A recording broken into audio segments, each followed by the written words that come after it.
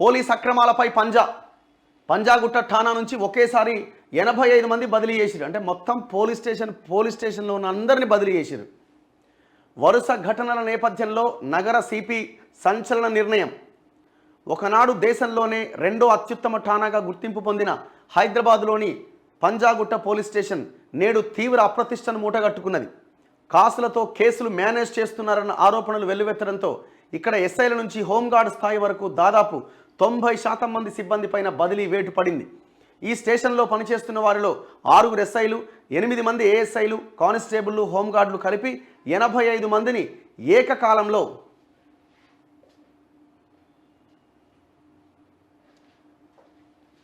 Head క్వార్టర్స్కు attach చేస్తూ నగర police commissioner Kothakota Srinivasa Reddy బుధవారం ఉత్తర్వులు జారీ చేశారు.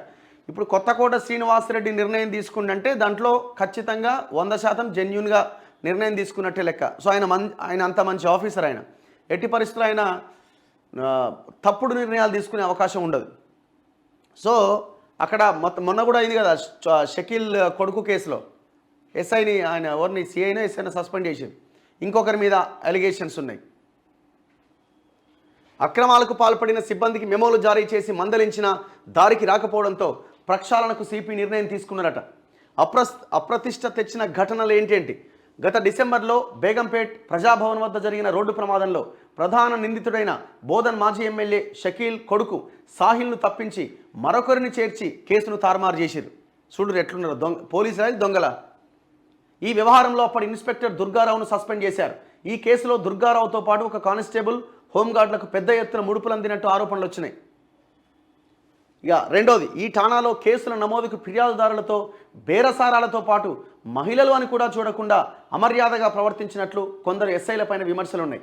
కారణం ఏంటంటే ఇది లాస్ట్ కేసీఆర్ గవర్నమెంట్లో ఉన్న సిబ్బంది అక్కడ కంటిన్యూ అవడం, ఆ గవర్నమెంట్లో ఉన్న వాళ్ళకి పోలీసులకు దగ్గరి సంబంధాలు. ఎందుకంటే బేగంపేట ప్రగతి భవన్ ఆన్నే, ఈయనే పోలీస్ స్టేషన్.